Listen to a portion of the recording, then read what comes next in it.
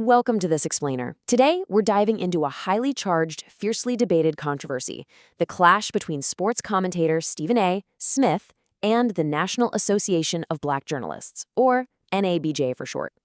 Look, if you follow media dynamics at all, you know this story has absolutely exploded. Now, we aren't here to take a side. Instead, we're going to objectively unpack the arguments made by a very vocal critic of the NABJ just to see how they view this whole intersection of media, identity, and political discourse.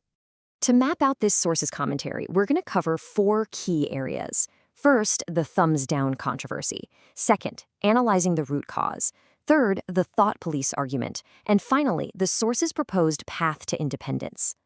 Okay, let's kick things off with the inciting incident that sparked this entire analysis. Section 1, the thumbs down controversy. The inciting incident. So, the flashpoint of this entire debate is an award. Specifically, a thumbs down award given to Stephen A. Smith by the NABJ. Now, the organization's stated reason was a recurring public pattern of disparaging commentary directed at prominent Black women. But listen to the source's immediate reaction here. They argue this charge completely lacked factual evidence. As the quote points out, there was no clip, no quote, just a moral death sentence with missing footnotes.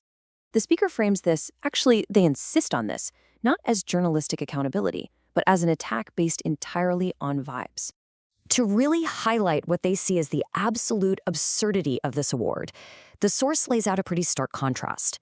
Look at Smith's actual, tangible contributions to the NABJ. According to the critic, he didn't just show up. He brought his massive ESPN show First Take to the conference 2 years running. He advocated alongside a former ESPN executive, ran a jobs fair booth for over an hour, gave a formal speech, and actively mentored young journalists. The source argues that all of this dedication is simply being erased.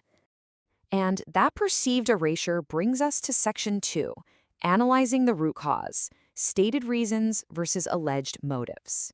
So what's really going on here? Well, the source draws a very sharp distinction between the NABJ's stated reasons for the award and what they claim is the true underlying political motive driving the backlash. On the one hand, we have the official narrative, disparaging prominent Black women. But on the other hand, the source alleges the actual reason is entirely political. They argue Smith is being punished for criticizing liberal politicians and for being willing to platform conservative figures like Sean Hannity. The core argument here, that this thumbs down is really just a smokescreen for ideological policing. To back this up, the source gets really specific. They point to Smith's critiques of powerful political figures, like his comments on Representative Jasmine Crockett's rhetoric, his sparring with Reid, and his commentary on Kamala Harris. The critic categorizes these as fair political critiques, not just generic attacks on prominent Black women. Further cementing this claim, the source points to reactions from other media figures.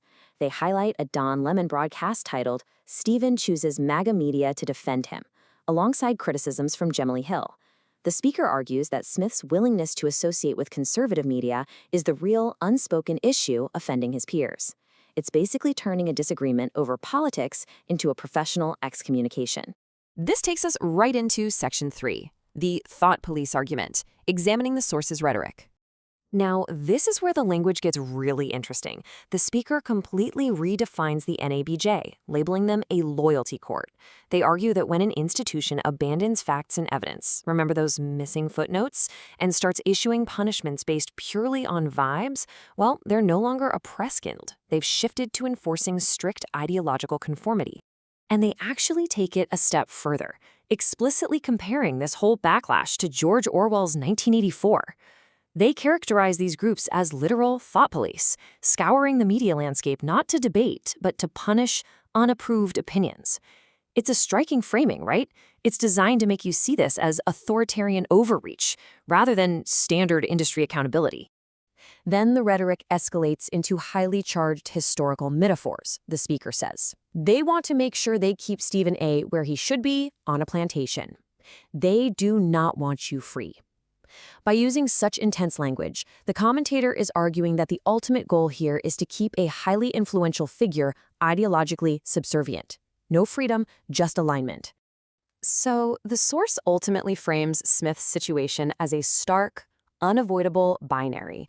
On one side, you are inside with the cult, conforming and sacrificing your independent thought. On the other, you are outside with the freethinkers, standing on your convictions but facing institutional exile. In this critic's eyes, there is zero middle ground here. Which brings us to our fourth and final section, the path to independence, the source's proposed solution. The source throws up a massive number to make their point, $20 million. That's Smith's reported yearly salary at ESPN. The speaker emphasizes this to highlight a crucial reality of leverage. Because Smith earns this much and owns his own platforms, he holds all the cards. Financially speaking, he absolutely doesn't need to appease anyone. But here is the psychological catch. The speaker argues that while Smith has ultimate financial freedom, he remains emotionally trapped. Why? Because his identity is still so deeply tied to seeking validation from these specific groups. Or, as the source colloquially puts it, wanting the invite to the cookout. That emotional desire for communal acceptance is his real vulnerability. To break free from this, the commentator outlines a drastic 3-step path. Number 1, stop trying to appease critics, because capitulation will never be enough. Number 2, never backtrack or apologize when you know you're right. And number 3, the most extreme step, separate from race-based associations entirely, just to escape this kind of group policing. But you gotta wonder, does Smith actually have the willpower to do that? Will he stop seeking approval? The speaker observes that Smith looked visibly hurt by the award. Like, to use their words, somebody kicked his dog. Giving up the desire to be embraced by your cultural peers is incredibly tough, and the source basically leaves it as an open question. Ultimately, the speaker takes a hardline stance. True intellectual freedom requires abandoning these specific cultural associations entirely. To them, trying to walk the line between independent thought and communal appeasement is a trap. The advice is to focus on your own conscience and just let the chips fall where they may. And that leaves us with a provocative question to ponder, regardless of where you stand on this. In today's high-profile media battles, where exactly is the line between valid institutional critique designed to uphold standards and ideological policing designed to enforce conformity? It's a huge dilemma that goes far, far beyond Stephen A. Smith. Thank you for joining me for this explainer. I hope this breakdown gave you a clear lens on the arguments at play here.